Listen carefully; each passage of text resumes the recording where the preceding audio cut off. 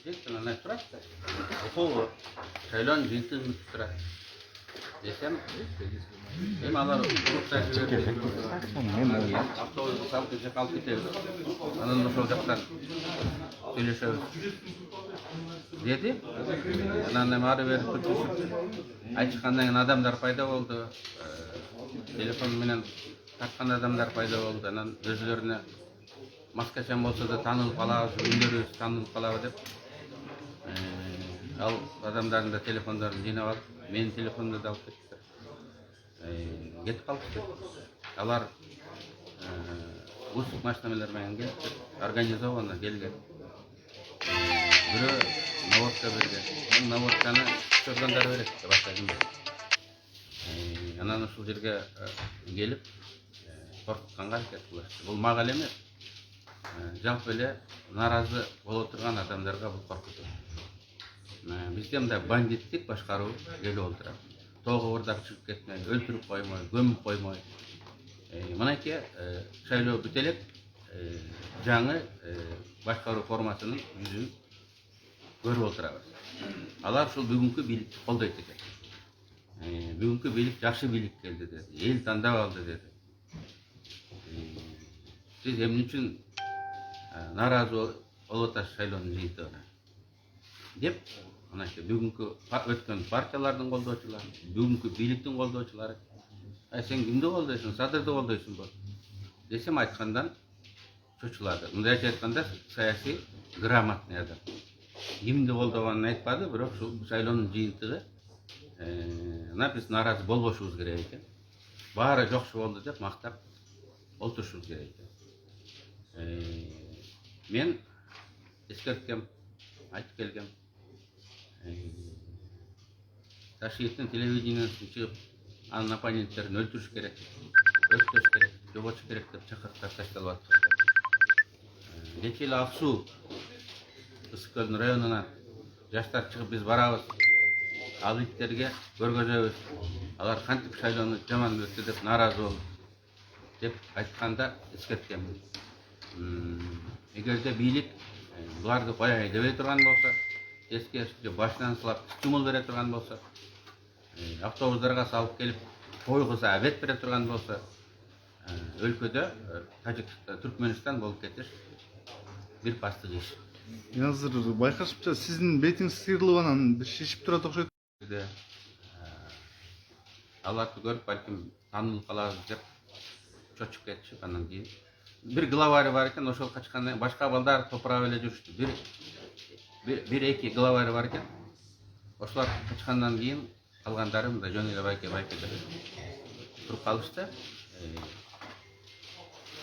Садыр Жапаров ошол главарларын таап камаш керек. Камабаса мунун өткөргөн шайлоосун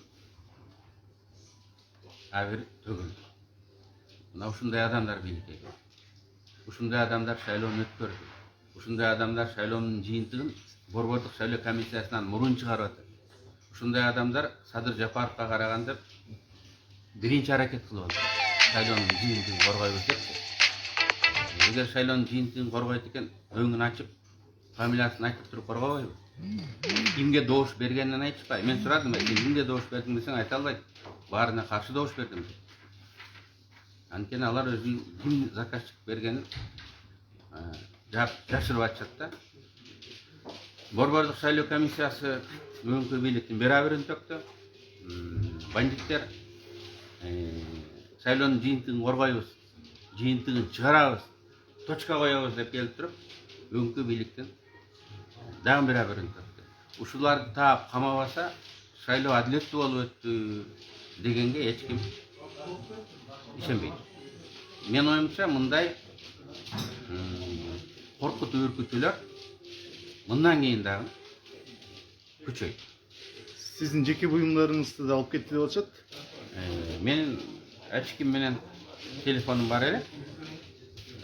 Аны алып кетишти. Анын ким алып кеткени камералардан көрүнөт. Көчөдө келип аралашып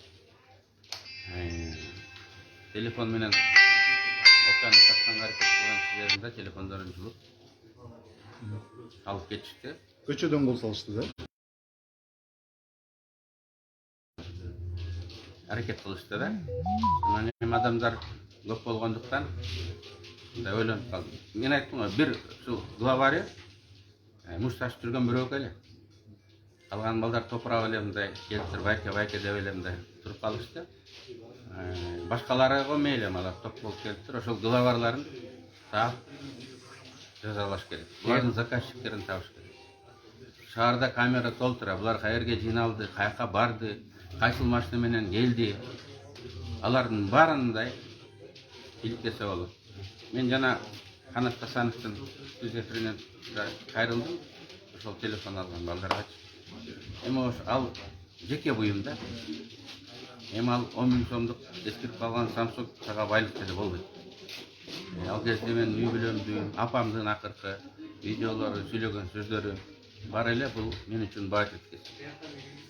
Адам еркилик болуп, эркек болуп, ошол телефонду алып келип койгула. Мен түрмөдө бандиттер менен толтургам. Алардын да жигиттик маттык сапаты бар.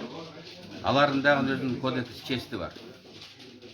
Анан бийликтин заказын аткарып келип кол салып, анан жанагындай жеке буюмдарды алып кеткен бул башчылык. Мындайды түрмөдө дагы жаман баа берет. Адам болгула дагы алып келип Аркателдин службасына таштап кеткиле. Эгерде көзүнөн Скажите, с чем вы связываете нападение, когда это все произошло, и то есть с чем вы это все связываете, да? То есть политика или это бытовое? Это может быть. Это чисто политическое нападение. Это начало политического террора. И начали именно с меня. Думали, что тогда другие тем более испугаются. И они обвиняли нас в том, что мы посмели сомневаться в итогах выборов. Они говорят, почему вы митингуете возле Центральной избирательной комиссии? Говорят, что